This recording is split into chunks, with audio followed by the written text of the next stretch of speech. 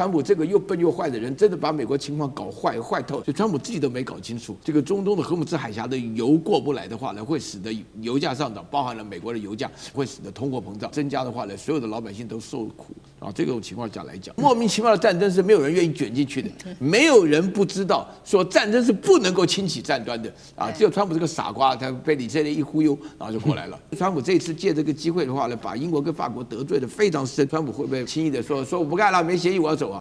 他走不成的。川普说仗打完了，现在要拍拍屁股走人哦，但是留下的是什么呢？错愕的中东哦，现在呢大失火，还有这个油价狂飙，航道被锁，这一场仗接下来谁来收烂摊子呢？留下的包括了错愕的以色列和中东海湾国家吗？今天一起来做解读。我们要赶快来看到的美国总统川普最新的发言，他说美军已经彻底的摧毁了伊朗的军事能力，而且他还说呢，德黑兰正在输掉战争，已经开始向我们美国祈求要做一个协议了。话才没说完。31号他又改口，他说伊朗其实你也不用跟我们谈什么，不必达成任何的协议，我们美国就能够结束战争。好，看起来都是川普一个人在说话，伊朗方面其实没有做太多的话。那么川普专家就讽刺说，你川普说了一大堆，就是因为你输惨了嘛，在现在呢这个时刻开始为自己找一个台阶下，所以才会决定要撤退。我们也来回头看，大家还记得吗？3月初，川普说要打的这一场史诗级怒火行动，他的军事目标一共当时列出了4个。那我们今天特别整理出了4大点，他当时喊出的目标到底有没有达成呢？结果答案竟然是全部叉都被打脸。好，首先来看到第一点，他说要摧毁伊朗的飞弹能力，结果到现在我们看到的是伊朗的飞弹、无人机照样狂轰猛炸。再来，他说要歼灭伊朗的海军，但是我们看到荷姆兹海峡反而持续的被伊朗给封锁住了。他说要阻止伊朗拥核，但现在我们看到有关于核弹的部分、核能的部分根本没有任何实质的进展。川普还说了要切断恐怖组织的这一些资金，但是我们看到了更多的区域冲突，现在正在海湾国家不断的扩散当中。来看到伊朗总统他有最新的一个说话了，他说确实有收到来自于美方的讯息，但是呢，针对川普说他们有在谈判这件事情，他说根本就没有，美伊双方到现在都没有任何一场正式的谈判。他说了，现在伊朗他也稍微释出善意，只要能够确保不会再次的遭到攻击，伊朗是准备好可以来停止战争的。节目一开始，我们也邀请委员特别帮我们看，伊朗一边说川普一边说他要把伊朗打回石器时代，一边又说不管谈不谈，我们这一次美军都会自己撤军。为什么这样子来回不断的改口啊？再来就是川普原本设定要摧毁伊朗的4大军事目标，刚刚看了嘛，全部都没有达成，这是代表川普输惨了，所以决定要撤退吗？委员怎么解读？川普每天真的可以给我们带来很多生活的乐趣哦，就是在过去大概这10天，我们只要对比一下川普的谈话，我还是要强调一下哦，你真的会强烈的怀疑他活在另外一个宇宙里头，跟我们不是同一个宇宙哦。大家还记得川普那个时候说了什么吗？川普最早说，两边已经谈了，谈得还不错，所以原本从48小时要延后到5天。然后呢，伊朗的这个方面就立刻跳出来说，恐怕你是自己在跟自己谈吧，因为根本没有人没人在跟你谈。然后接着川普就释放出来了，说呢，真的在谈，而且呢，伊朗马上就会送我们一个大礼。就过了1天，他就说这个大礼呢，就是伊朗让10艘油轮通过了荷姆兹海峡。可是问题是，那10艘油轮都是伊朗的友善国家，跟美国一点关系也没有。那10艘油轮都是什么中国的啦、俄罗斯的啦、印度的，那是他们跟伊朗瞧好了，他们才能够通过。干什么送美国什么大礼啊？然后接着他就跟你说，川普又来说了，要答应15点条件哦，要答应了之后再来谈。结果呢，眼看着也没有人理他这个条件，他今天说了什么？他说达不达成协议都不要紧了，我们已经打赢了，我们就要走了。所以刚才这个思敏已经帮大家检视过了嘛，就在这场战争，当时川普给大家诉求的要达到的目的是一项都没有达到的。我刚才说过了，原本哈米尼没有攻击任何国家，也没有摧毁什么美国的军事设施，什么都没有。然后你川普说他是狂人，现在说换上来了一个更温和的领袖，就是那个领袖他儿子现在还在打你哦。然后呢，荷姆兹海峡原本好好的，什么问题也没有，大家就开开心心的通过就好了，就是你干的好事，结果现在被关闭掉了。然后更妙的是，原本说他们马上就要有核弹了。那个时候，哈米尼可能还没有想做核弹。我跟你打赌，现在如果我是伊朗的领导人，我立马做核弹了。我还不做核弹吗？笑死了！你现在就在暂时喘口气，是因为你打不下去了。谁知道你明天后天会不会来啊？我为了要避免你卷土重来，我一定做核弹。所以你看，川普这场战争完全没有达到任何他的当时所提到的目的。原因很简单啊，因为他错估情势了。川普太自大了，他对美军的实力太有信心了，有信心过头了。他一直以为说只靠轰炸就可以解决，因为去年的12日战争就是轰炸哦，美国最喜欢干的就是这件事。这样呢，他有什么 B2 隐形轰炸机去炸一炸，丢几个炸弹，人跑了，你要打他也打不到哦。反正呢，他的大兵也没到你的国家来。美国最喜欢干这件事，可是问题是打伊朗这种灭国之战哦，靠轰炸是没有用的，你必须要打地面部队的这个正规的来作战，才能够有可能达到目的。川普赌不起啊，他没办法的。他如果地面部队派上来，那就只有死伤更惨了哦。然后第二，川普就很洋洋得意说：“你看，我已经拿到了制空权了，制海权我也拿了，他的海军跟空军都没了。”可是殊不知，现代的战争谁在乎你海军跟空军啊？对伊朗来讲，你要想想看，他是被打的国家，他不是去打人的，打人的需要海军跟空军，被打的国家，我把我国土守好就好了，我就算没有海军跟空军又怎么样呢？然后第三，他低估了伊朗的不对称作战的能力啊。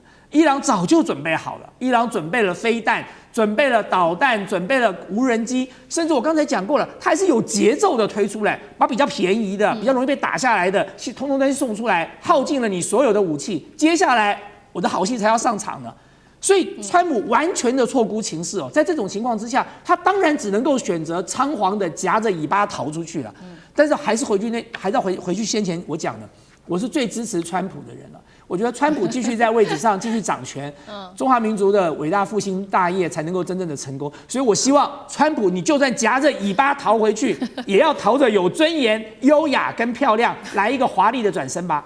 好，川普这一次打这一场仗哦，可以说现在突然间撤退走人，那留下的烂摊子，接下来包括了石油的问题怎么解决，我们等一下来讨论。另外就是盟友的问题怎么解决，现在盟友很多都对他非常非常的不满，这个问题又怎么解决？我们等一下也一起来看。我们先来看到川普呢，针对于盟友，他有最新的喊话。这一次喊话的对象是英国跟法国，他跟英国和法国喊话说，你们拒绝加入美国打伊朗，所以呢，美国接下来不会再对你们提供任何的帮助。所以他就跟英国说了，好，你要石油是不是？那接下来你就自己去挖油吧。那对法国则是说呢，你真的是一个非常没有用的国家。那白宫还说呢，川普现在还要求这些海湾国家说呢，我有帮你们打这场仗，那接下来你们必须要一起来分担伊朗的战争费用，这是川普现在拟定可能会来征收的费用。好，再来荷姆兹海峡的部分，现在看起来真的是被伊朗给掌握住了。伊朗现在开始在这边，他说了他要做本币的交易付费之外，还喊到说每一艘船通行过去的价格喊到200万美元，等于一天伊朗可以赚进2.8亿美元的一个这么高的金额。全球则是油价一直在陪川普陪账哦，油价最多专家喊了可能上看到每桶200美元。那目前美国的汽油价格高涨哦，这个每加仑4美元创2022年以来的新高，48%民众都说是川普搞的。才会变成这样。今天有石油的问题，会不会引爆第4次石油危机？这是第一个。第二个问题是盟友的问题，现在很多人都对川普感到不满。岳老师怎么看？这一次石油危机是一定发生的，但是呢，它发生的过程非常戏剧化。因为第一个，它原来根本不必发生的，原来根本就没有的事情。这47年来的伊朗被制裁的话呢，这个哈梅内伊现在发觉他是个温和派，你把他杀掉以后，现在他儿子上来以后，国仇家恨啊，这个穆杰塔拉的话呢，基本上为了要报仇，所以这个事情打成这个样子啊。那我觉得我分3个部分来讲了。首先第一个，大家都是受害人了。因为美国这个$4的这个加仑的话呢，大家要知道，美国这个国家长期来讲汽油很便宜啊，但我刚刚算了一下的话呢，就是它1公升等于38块台币了，那这个价格的话，对美国人来讲，因为大家知道美国的基础建设是完全用开车为主的，一家里有一个家4口之家有个7、8辆车是很简单的啊，所以说都是因为油便宜嘛。那现在的话呢，油不便宜了，那所有人都是情况下，美国是最大的原油输出国，但是美国的页岩油在提炼的过程当中，它还是依靠中东进口的石油，这个大家一定要搞清楚。所以川普自己都没搞清楚，这个中东的荷姆兹海峡的油过不来的话呢，会使得油价上涨，包含了美国的油价。美国的油价上涨会使得通货膨胀，美国通货膨胀增加的话呢，所有的老百姓都受苦啊。这种情况下来讲，这是第一个。第二个的话呢，这个美国的这个盟邦啊，就尤其是当然主要讲的是英国跟法国啊，那直接讲法国没用，英国就要自己去挖油，然后呢，美国好像一直认为北约啊什么就不要了。但是我们必须要认清楚这件事情。欧洲盟邦的话呢，没有帮助川普来打伊朗的话呢，第一个就是莫名其妙的战争是没有人愿意卷进去的，没有人不知道说战争是不能够轻启战端的啊。只有川普这个傻瓜，他被以色列一忽悠，然后就过来了。然后第二件事情的话呢，就是说是现在整个所有的这个欧洲的国家当中的话呢，尤其西班牙最强的，他们就觉得这根本是一场不正义的事情嘛，你根本就没有本来我们现在讲的这个世界本来好端端的，现在一下把整个世界都扯破。现在的话呢，大家会发觉，等到以色列真的被攻击的话，万一以色列拿出核子弹来一攻击的话呢，那么第3次世界大战就眼看着就要爆发了，那这个还得了，对不对？然后最重要的一件事情就是说是欧洲盟邦没有来帮忙的原因，是因为伊朗的导弹啊，已经这个就是这个底格加西亚那边的话呢，4200公里，我算了一下啊，看了一下，就是刚好从德黑兰到巴黎去啊，也就4200公里。所以说基本上都已经够到你了嘛，他们怎么敢动呢？对不对？那现在川普讲这种话的话呢，就是只是说那个欺负自己的弱小，但是英国跟法国并不是弱小。那尤其是川普这次借这个机会的话呢，把英国跟法国得罪的非常深。那么这个最重要的话，那我们现在来讲说，川普会不会就是说轻易的说我不干了，没协议我要走啊？他走不成的啦。以色列不会让他走的啦。开玩笑，我们心里难道不明白吗？从一开始被骗，对不对？以色列只要讲说你这样的话，对吧？你所有的你还要选举啊？你行动选举啊？那以色列在美国最大的游说团体啊，我跟你讲啊，美国现在最害怕的什么？就会打成越战了。越战之后，我跟大家回忆一件事情啊，越战的每个礼拜天晚上啊，有一个大箩筐啊，电视上转播366颗球啊，加上2月29号，一直转，然后抽出来啊，10个，每一次啊。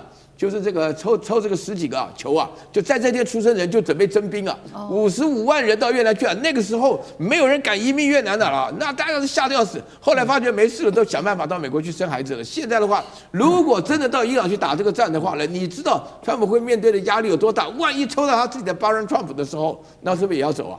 对不对？所以你在这种情况下的话呢，美国本身就是很明显的感觉到，川普这个又笨又坏的人，真的把美国情况搞坏透。当然，我同意你，中华民族的伟大复兴，没有川普是不行的。对他要好好演下去才行。对。好，一方面是美国想要脱身，现在恐怕脱不了身，恐怕还是会被以色列继续给拖着。那另外一方面，有关于荷姆兹海峡目前的问题，就是说，现在是不是未来就是由伊朗来掌控？那通行的这个船费是每一艘200万美元，还要付这个伊朗币，干哥又怎么看？我们现在要搞清楚一点啊，这件事情呢，就是说你要通过我们这海峡，是不是要付200万美金？如果你只是嘴巴讲而已啊，穆吉塔巴也没有跑出来讲啊，领导人不是他自己亲口讲啊，可能是革命卫队讲的我们就当作可能有这个风声。现在不是，伊朗的国安委员会已经通过要真的征收荷姆兹海峡的通行费。而且以超级邮轮而言，一艘我收你200万美金，毫不为过，而且真的有人付了。他追他跑了，然后没有跑不成，你知道为什么他跑了？因为后面现在有2000艘船挤在里面，2000艘，听清楚。大家可能会觉得说，我们现在每天还是马照跑，舞照跳，你不知道荷姆兹海峡跟波斯湾的情况的险峻，没人敢冲啊。大千刚才说已经有10艘过去了，对不对？那讲好了，不然你冲冲看，革命卫队一定会 IRGC 绝对不会放过你，所以没人敢冲。2000艘船里面包括超过20万吨的那种超级邮轮，至少有15艘，那超过10万吨的大概有60多艘，其他就是中型的货轮，随便一艘货轮也几万吨的。你说想说2000艘船在里面，然后多少人在上面？我们以最低的人数来算，一艘船10个人来算呢，有2万个海员在上面，在上面要自己洗衣服、吃饭，在海峡里面挤在那边。所以我跟你讲，这个就是一个什么？大家现在眼睛还看不到问题，可是它马上一爆发的话，你就会觉得非常严重。所以为什么伊朗的国家安全委员会他通过这个法案，后来他们自己有修正，现在还没有公布。他们说现在可能说这样算一算，我们一天赚2.8亿美金，可能会被我们自己的盟邦给数落。比如你盟邦谁？中国、俄罗斯啊，像这种国家就数落你了，赚太多了。好，那我们现在改用一个什么方式？我们改用苏伊士运河的方法。苏伊士运河是怎么样？不是算烧的，算重量。你这个货轮比较小嘛，对不对？那我们就少收一点。但是你这个超级邮轮比较大，那我们就按照那个重量来说，这样听起来比较合理，对不对？他说这个每天我们这个伊朗革命委员会算过，可以大概收5600万美元，比每天收2.8亿美元要对你们来讲经济实惠多了，这样可能可以接受。所以如果这样的话，到底会接下来伊朗真的是要这样子收费的话，可不可以放这些船出去？那这样世界经济才有救嘛？不然的话，我跟你讲，下个礼拜连塑胶袋都开始要涨价。我跟你讲，我们现在外面谣传，台湾连塑胶袋可能都买不到了。不是说涨价让你去买，是连涨价你都买不到。那一天会不会真的到来？你战争再打10天，保证那种经济的窘况就会发生，而且不仅仅是油价跟民生物资的价钱会上涨而已。那2000艘船，看它什么时候要出来。好，现在整体的荷姆兹海峡已经陷入在战火当中了，尤其现在伊朗封锁了海峡之外，还威胁说有5000枚的水雷哦。那美军这一回是吓到不敢护航了，因为现在根据了解，没有任何一艘船有经过美军的护航哦，经过荷姆兹海峡。那美国的本土现在被威胁，恐怕伊朗的最新发言遭到无人机来威胁美国的本土加州。等一下一起来特别关心。我们先来看到荷姆兹海峡被封锁之后，11日这一天有3艘的船遭到不明的飞行物体给袭击了。好，这个是伊朗有特别去证实的，说确实泰国的散装船失火了。当时可以看到画面上就是燃起了黑烟那非常的严重，火势一发不可收拾，船员都撤离了。另外就是日本的商船三井商船，它的驾驶室玻璃破裂，因为也是遭到了不明的物体给袭击，包括它的船体也都受损了。好，这是伊朗革命卫队，他有说泰国船就是他做的。现在做了一个统计，从开战到现在，在荷姆兹海峡上面被遇袭的船有14艘船。那么来自于美军这边的司令部特别也公布了说，伊朗现在有5000枚的水雷，波斯湾地区恐怕变成水雷湾，要大家特别的注意了。伊朗继续的呛，他说战争何时结束由我决定，尤其现在1公升的石油我都不会让它出口的。川普大家还记得吗？他曾经说必要的时候不要怕伊朗，因为美军呢我们会必要时来护送油轮通过荷姆兹海峡，但是实在太丢脸了。来自于路透社最新的爆料，美伊开战以来，美军几乎每天都拒绝这些航运业者提出的军事护航请求，给的原因是因为他们也很害怕被攻击的风险是过高了，目前无法执行护航这样子的任务。但是我们也来看到，现在石油被卡在荷姆兹海峡，受惠的唯一只有伊朗吗？现在最新的一个数据显示，伊朗的石油是出口不减反增的，其中还有运输到中国大陆的石油达到了1170万桶的原油是到中国大陆。所以节目一开始要特别请教将军了，荷姆兹海峡5个小时内有3艘船遭袭，加上前美军司令警告的伊朗，它有5000枚的水雷，美军能止住下一波攻击吗？还有办法护航吗？将军怎么看？我觉得全世界现在市场经济最担心的事情就是伊朗用水雷来这个封锁荷姆兹海峡，因为水雷一旦布雷之后哈，你不是短时间之内就能够清除的，也不是这么容易能够排雷的。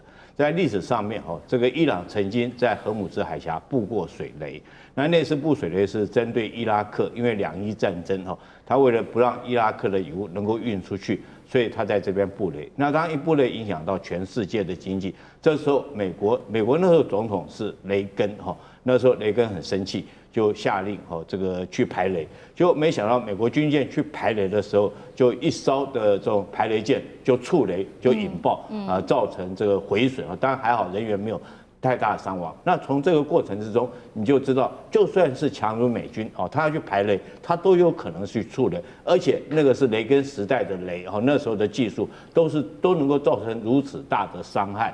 那第二次来讲的话，我觉得在战史上面有一次的这个有一次的布雷是这个日本东京湾。那个日本在2战的时候，他为了防止盟军在东京湾登陆，所以日本自己在东京湾布雷了。但是战后来讲的话，美军没有帮他布雷，他就日本你自己去排雷，因为他知道排雷是很困难的。那这个伊朗有多少枚的水雷呢？如果说按他所讲的有5000枚的水雷，为什么他有5000枚的水雷？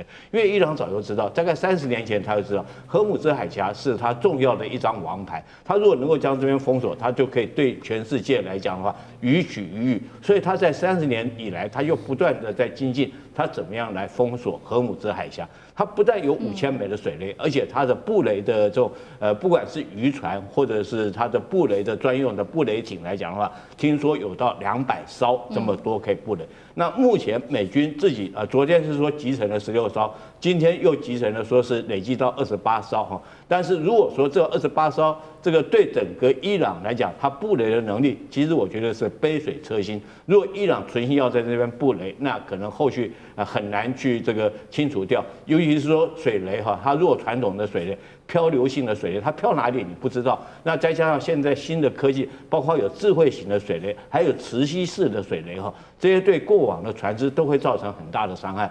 所以我认为这次的这种伊朗做这个布雷的动作确实是准备要做一个玉石俱焚的动作。好，谢谢将军。那委员又怎么看？不过这个伊朗的油轮并没有经过荷姆斯海峡，这个大家一个很大的误解。伊朗现在还在卖石油，可是它不是经过荷姆斯海峡，它是把它的油田的确在波斯湾里面盖了一个1000公里长的油管，送到荷姆斯海峡外面阿巴斯港的外面。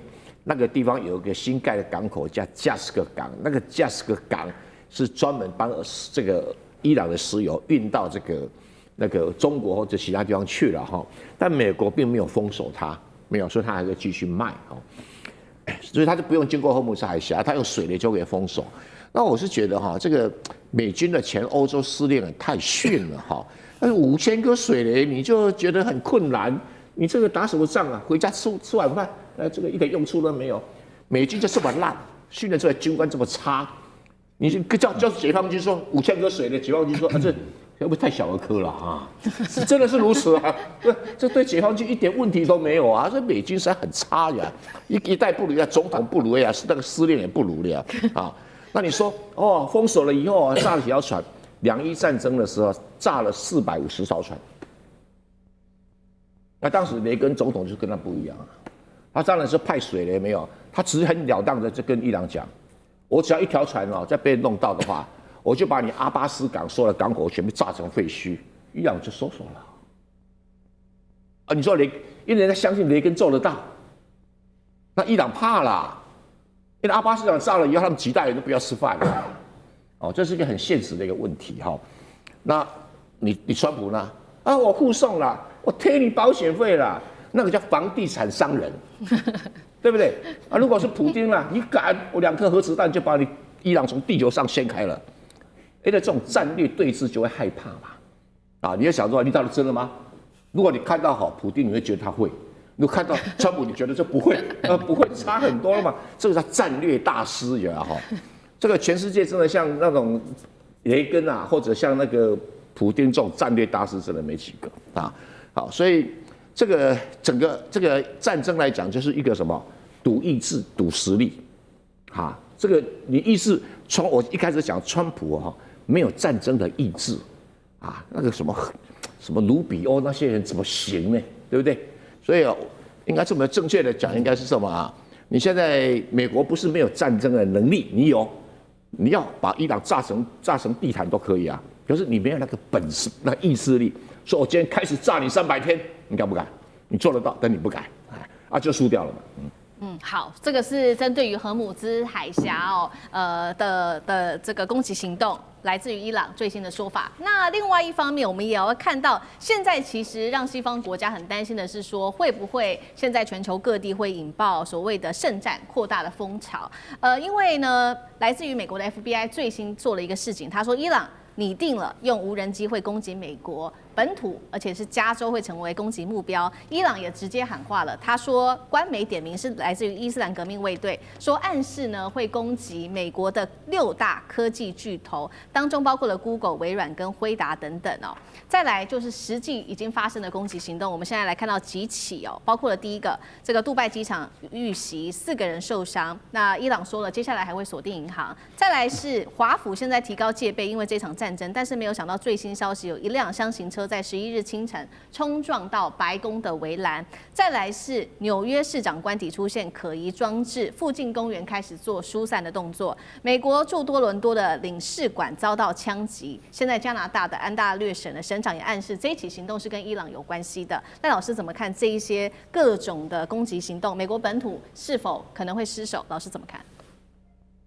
我觉得不能小看 FBI 的警告啊，因为我们都知道这种无人机它的发射架可以很短啊，它并不是都一定要在机场的那种长的这个跑道里面发行的。我们看到很多陆军所使用的战术无人机，就是一个发射架就直接一个角度就能够推出去了啊。所以把它装在这个伪装的各种轮船里面，货轮、货柜轮等等啊。那现在的问题就在于说 ，FBI 掌握到这个情资，现在 FBI 的难度是在于是伪装成为哪一艘船，那艘船现在在哪里？是1艘还是2艘还是3艘？那目前来讲还这个情资不够，所以我个人是认为说 FBI 应该再投下更多的钱。啊，因为这个钱不能吝啬，不能少了，因为他的确需要情报资料来告诉，因为重赏之下一定有勇夫嘛，一定需要有人提供情报资料，他才能够锁定在哪一艘船。为什么？因为如果说这个情报是正确的，也就是说伊朗的革命卫队已经把他的无人机已经送上船了。然后这些货轮也可能挂外国国籍的，可能巴拿马国籍的，也可能维吉尼亚群岛的等等的，我们也不知道他是挂哪一个国籍的船。如果已经目前他的情资说很有可能已经到了墨西哥湾，如果在墨西哥跟加州的这个也就是这个边界线的外海上，如果有他从船上发射出去，那如果一次一次出去的几十架。他往这个矽谷这个地方来攻击，只要成功的，那这个影响很大。所以纽森也不敢掉以轻心，他已经跟国家的国土安全部门已经在开会，而且他们要确保加州不要受到攻击。如果说加州的老百姓，或是加州的硅谷，或者是比较重大的银行，或者是这一些这个您刚刚所列出来的微软、谷歌等这些，如果说他们本身有受到攻击的话，那这个真的是很大的事，而且是美国很大的事，也是全世界很大的事。我觉得这个真的是不应该掉以轻心啊。这是第一个部分。第二个部分里面，我们很明显的看到的一个部分就是说，伊朗要把中东海湾国家这些富裕的国家拖下水，然后让他们来去给美国川普施加压力。我觉得这个战略会是有效的。为什么？你看川普这从9号、10号、11号，今天我不晓得。3天，他的改口3次，这代表他一直受到很多的影响，所以他翻来覆去，然后到最新的一次就是肯德基的这次的演讲中，他说我随时可以宣布结束，因为我们已经赢了，那就是代表什么？他本身承受的压力很大，所以他已经被影响了，他反复犹豫不决了，这代表已经很多人给他施加压力了，所以我个人觉得伊朗的这个战略事实上是已经有一点效果了。是好，那我们同样的问题，杨老师又怎么看？就是你刚刚看到蔡委员说，川普没有战略，他连战术都没有，然后他也听不进去那些专业的国安或者是军事的建议，一意孤行，被以色列牵着鼻子走。那他也成功达成了一个精准的斩首行动，所以他是可以宣布胜利了。那所以现在你看到的是，他不敢去下一波去进行任何大规模的这个战争，因为那真的是看不到尽头。而伊朗现在跟你搞就是不对称的消耗战。那我刚刚提有2个层面，其实还有第3个层面。我刚才提了2个层面，第一个就是在军事上跟你不对称的消耗战。那你现在以色列跟美国在反拦截飞弹上面，其实这个越来越少，越来越贵。第2个就是你在地缘上，荷姆兹海峡的这个跟你不对称的消耗战，你油就是出不去嘛。那过去我们看到历史上，21世纪以来3次的油价飙高，都跟伊朗、都跟荷姆兹海峡无关。那这一次真的是荷姆兹海峡被封锁，到现在为止，而且还真的船只被打到，那他就给你消耗。那第3个不对称的消耗战就是，现在的伊朗根本已经是被你打到就只剩一条裤子穿了，而且他在整合他自己内部的这个统治、治理，甚至各个层面，那政治经济跟民生也不断的被你消耗。那可是呢，你愿意跟他这样打下去吗？哦，那消耗下去，除非你愿意进行全面性的攻击，你最后你拿不到任何的东西。所以我觉得川普应该要看准时机点，你就是已经宣布胜利了。啊，其他的这些问题啊，我觉得都是小问题，然后呢，至于说伊朗后来怎么样，他的变化很难讲啊，说不定他真坚持不下去，说不定他回到原来的那个态度，那又重新回到谈判桌，也许不是跟你美国，说不定跟欧盟，说不定跟沙特，说不定跟中国谈判桌，他会回去的。美军现在号称他们绝对是胜券在握了，但是被发现现在防空系统告急之外，库德民兵真的能够对抗伊朗的这个伊斯兰革命卫队吗？伊朗的部分，他现在也攻击了土耳其，要挑战北约的势力。那么美国跟以色列联手炸伊朗的飞弹口，能够断绝伊朗的后路吗？今天就这些议题，我们会特别来做关心。3个火线话题，今天我们会请来宾来特别帮我们做解答的。真的吗？如刚刚我们所提到的，美军是胜券在握吗？现在比较挑战的是他的防空导弹。根据了解，是不是已经告急了？数千名的库德族民兵能够打败伊斯兰革命卫队吗？这一场战争到底会拖多久呢？再来就是现在呢，整个伊朗已经攻击到土耳其了，北约国家现在都非常的紧张，到底要不要启动自己的安全承诺呢？这个是打脸了川普，他说已经摧毁了伊朗的飞弹战力吗？最后今天也会来关心到的是，那美国跟以色列现在祭出了各种方法，要炸毁伊朗的飞弹发射口，但是能够彻底阻止伊朗的攻击吗？今天我们都会做详细的一个分析。好，美国总统3月5号这一天特别信心的表示，这一次美伊战争的军事行动进度是超前的，伊朗海军3天内已经损失了24艘的舰艇，来自于川普的最新说法，并且他呼吁伊斯兰革命卫队放下武器吧，接受豁免，否则必死无疑。接在川普后面的就是美军中央司令部的司令古博了，他特别提到伊朗的战力正在大幅的衰落当中。他说，伊朗的弹道飞弹攻击减少了90%，无人机的攻击更是减少了83%左右。但是在这些话说完之后，我们也要特别来看到 Politico 这边做的报道。他说呢，事实上，美国正在要求自己的国防部赶快加派军事情报官进驻，因为他们觉得这一场战争并不如川普这样说的可以这么快的解决，甚至他们预估这场战争会打到9月份了。另外一个比较打脸的消息是来自于《金融时报》，揭露了一个美军不敢公开的一个机密。特别来看到这个报道，特别提到了防空拦截在美军的部分的弹药库已经到了危险的一个边缘了。特别我们也整理出了几个美军很重要的系统，包括了萨德跟爱国者。来自于香港01的报道。萨德系统总数已经不到了650枚，一次援引就会全部被打光150枚。爱国者飞弹系统同样的，现在也是非常的吃紧的。首尔最新今天新闻的一个消息说，美军正在商谈要调动驻韩的武器了，包括爱国者飞弹到中东地区，这都是最新的消息。另外一头，我们今天也会来关心到的是库德族的部分，已经移师准备好待命了，在1周到10天之内就会来施行跨境作战。所以节目一开始我们要特别来关心了。根据川普的说法是美军已经胜券在握了，但是又有另外一个报道说这场战争会是消耗战，拖到9月份甚至更久吗？千名的库德族民兵现在对上伊朗的伊斯兰革命卫队，因为现在看起来美国是不是不会出动他的地面部队呢？那么这样子的能够打败伊斯兰革命卫队吗？川普会不会让自己陷入在长期的泥淖当中呢？我们请将军带我们分析。孙子兵法有一句话哈，胜兵先胜而后求战，败兵先战而后求胜。孙子这句话意思就是说，你打仗之前要做好各项的作战准备，那你再开始去开战，这样你才有胜算哈。如果说是你一开始只是想先打这场仗，打完开战之后，你在一边打一边在想说，我什么地方没有做到，什么地方还要再加强。不断的去补哈，这叫败兵。就先战以后，我再想办法去求胜，但这场仗也是注定失败的哈。那我们验证孙子在兵法里面讲的这句话，不就是美军现在所面临的一个情形吗？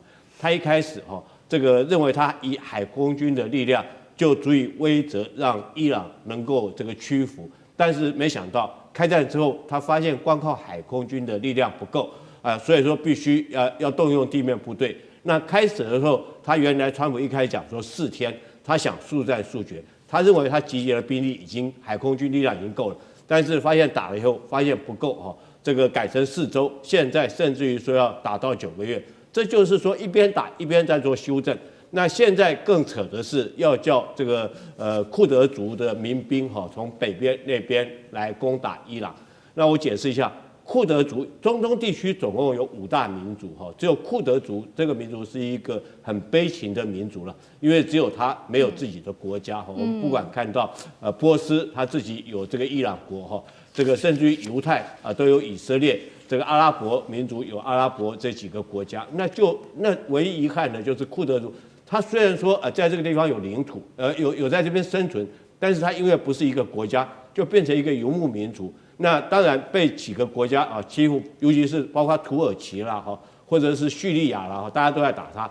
那美国一直利用库德族来帮他打仗。之前我们讲说这个 ISIS， 他就是用库德族去打的。那打完之后，事实上他就弃之不顾了，也没有照顾人家库德族。所以我觉得这次库德族还愿不愿意再帮美军打仗，这是很大一个问题。那为什么要用库德族去打这个伊朗呢？因为我们都知道伊朗它是什叶派。那库德族他们是逊尼派的，所以他认为说可以借着这个宗教上面的这种矛盾可以挑拨利用库德族来打伊朗，这是美国自己打的如意算盘。但是我们看现在证明几件事情。第一个，川普我想说他会想要动用库德族，证明一件事情，证明就是说你光靠海空军的力量是不足以这个屈服这个伊朗这个国家的，必须之后再怎么样你都要动用地面部队。才有可能结束这场战争，这是第一个证明。这个我们之前所研判的没错。那你川普要打这场仗，从头到尾你都没有准备地面部队在这边，那临时去拉了库德族来打。第二个，我们看看伊朗这个国土，这个打仗来讲的话，天地敌我水这5个因素你要考虑进去。天候地形，那我讲地形好了。地形来讲的话，伊朗之所以数千年以来没有被其他国家没有被其他民族所消灭过，就是因为它的地形非常复杂，它4周环山都是山脉，然后国土纵深非常的深远，你靠地面部队要入侵不是这么容易。我们都知道，从海岸线到这个德黑兰要1000公里长，1000公里你作战纵深要多久啊？那你光开车你要开多久？那你运这个弹药要运多久？如果说你只靠这个库德族民兵的力量来讲的话，它毕竟只是一支游击队，它没有持续的战力你后续来讲，后勤补给、弹药、粮秣等等来讲的话，他如果说就算库德族从北边那边入侵，他打到德黑兰，我觉得他力量是不够的。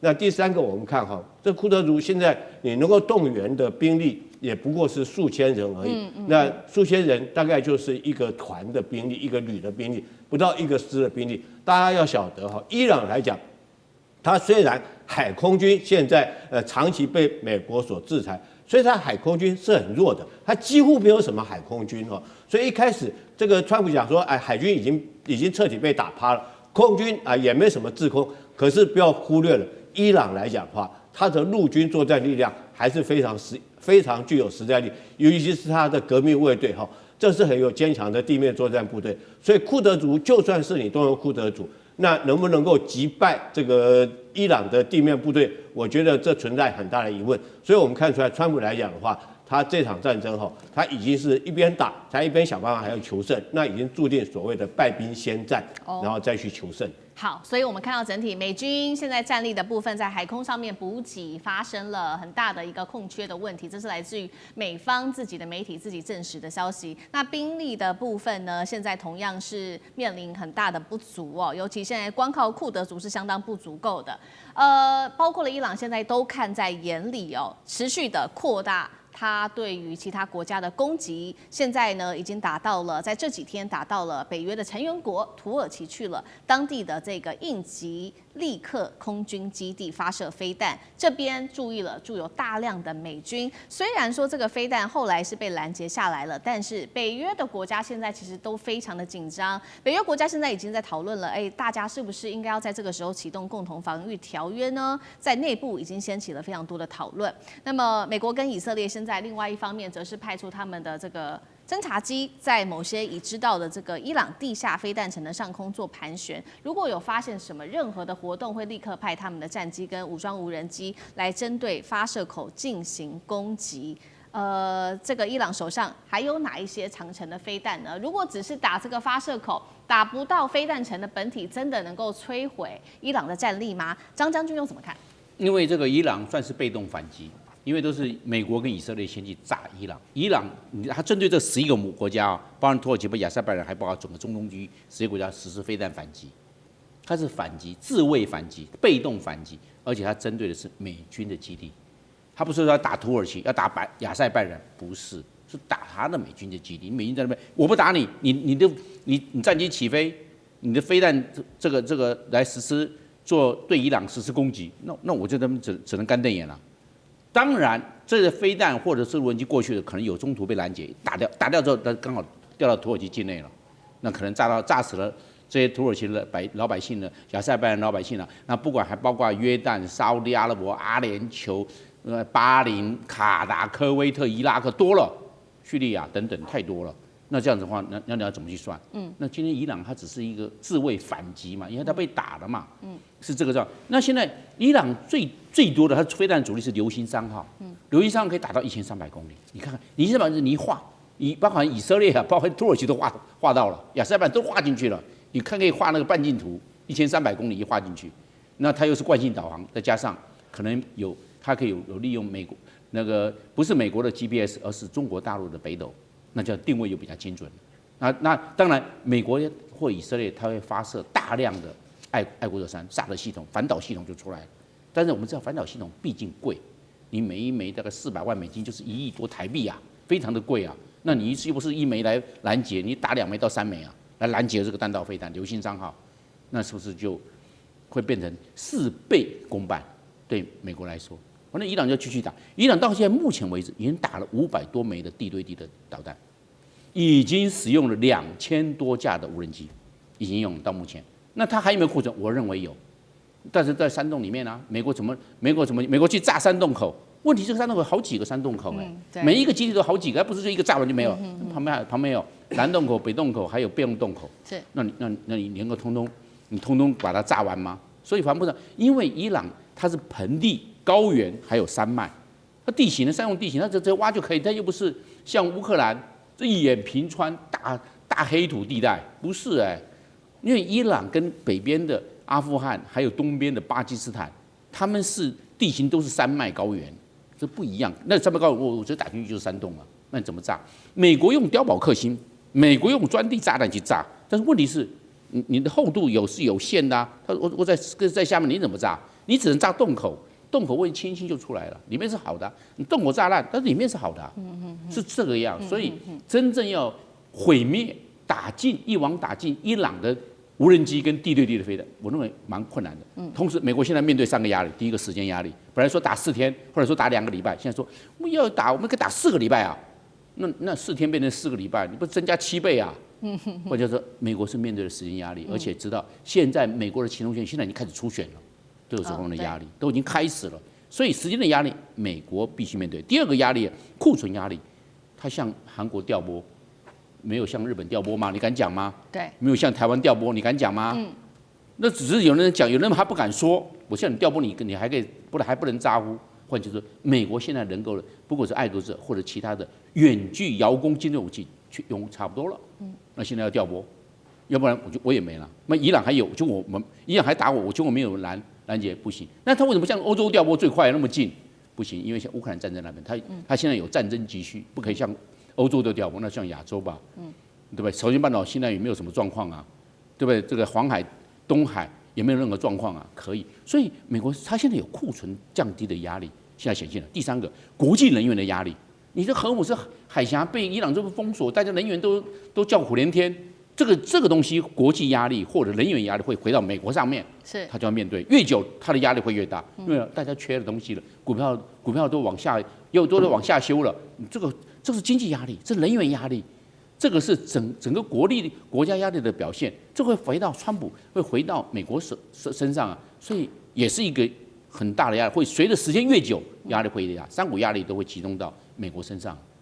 好，所以看到现在美国面临军事武器库存的压力之外，还有同时来自于国际各方给予美国的压力。那其实，在这个时候，美国还是希望能够介入到伊朗的神权，能够把这个神权教士给灭了。那川普现在积极介入的就是，虽然说哈米尼被斩首了，但是呢，现在传出来说哈米尼的次子会担任接下来的最高领袖。那这一位是穆吉塔巴，川普已经说了，穆吉塔巴如果要接任的话，我是不可以接受的。川普也向这个《纽约时报》透露说，他接下来想要做的事情就是，当时呢，这个针对委内瑞拉，他想要仿效这个案例，协助委内瑞拉来建立新政府。他说，伊朗也要做一样的事情。但是当然了，这个专家也特别做了分析，伊朗比委内瑞拉复杂多了，里面要涉及到的包括了有宗教领袖的体系、革命卫队，还有军警等等。川普要介入神权，真的做得到吗？聂老师怎么看？OK， 我觉得川普啊，从某个角度，他应该心中是蛮慌的。表面当然好像很镇定，因为他拿着他美国的霸权，认为他什么都做得到。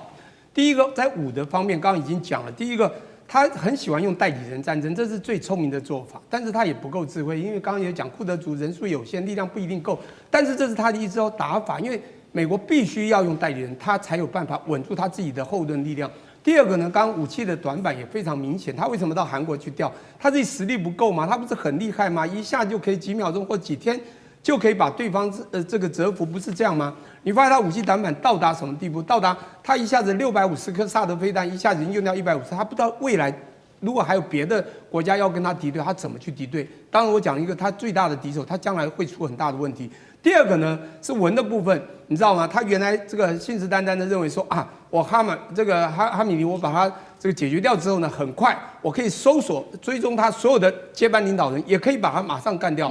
结果呢，他也很高兴的说，你看这些接班全部都被我们解决了。结果没有想到，其实啊，伊朗真的跟委内瑞拉是完全不一样，他完全忽略，也就是智慧真的是不够，只是聪明有余啊。达到了什么地步？就是因为它的复杂性是这样子哈。第一个，在它的这个在革命卫队这个真正的神权体制里面呢，实际上它的每一个忠心的这个神权的人都是非常忠心的。当你打掉了部分人，其实每一个都有可能去接班，而且他们会同仇敌忾。这个同仇敌忾还不止如此。如果川普呢不接受他的儿子啊，刚讲这个所谓的穆吉塔巴，这是他的次子嘛，当然这个长子还有他的一些女儿也同时遭殃。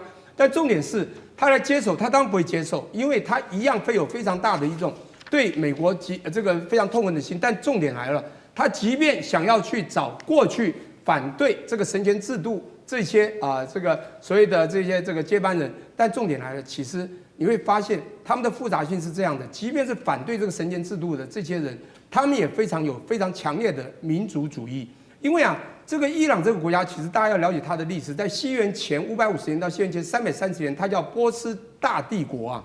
这个帝国跨欧亚非大地啊，就居鲁士把这个国家弄得多强。从那时候开始，他们是有历史背景的。波斯这个帝国呢，让他们非常民族自信。其实这些反对是因为伊朗它的整个宗教的文化，让他们非常的压抑，也就比较保守。这些比较亲西方势力、想要西方化的人，是希望他们的生活好、经济好。比较有自由派，他们反的是神权制度，但是不是反神权，因为神权主义是夹杂了他们非常复杂的民族主义。即便是反对的人，他也不会完全支持说你今天来帮我推翻我的爸爸，叫我爸爸下台，我要接掌爸爸的事业。结果你不要把我爸爸杀掉了。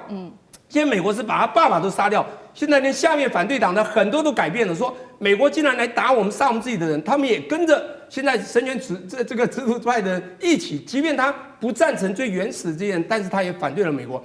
所以你会发觉，川普他现在要找接班人的确不容易。所以我觉得他慌了。当然，他最不能接受是他那个同个体系下来，他自己是哈米的儿子来接班嘛。对，他一定会非常的用更极端这个抵抗抵抗这个美国。当然，他可能不会直接打美国，在美国在中东所有的这个军事组织也好，或者说军事势力也好，或者所有的美国势力在那里可能发生的都会做同样的一些反击。现在重点来了，美国很奇怪，美国现在发现他打下去打这个不是他想象的。我讲川普不是想象中几天就能够收割了整个伊朗的所有，发现他好像要慢慢调整了，要多了几周，甚至还多了几个月。我觉得这个以伊朗的神权主义加上民主义的结合，他们的同仇敌忾未来的这种民族性，美国可能会跌破了眼镜。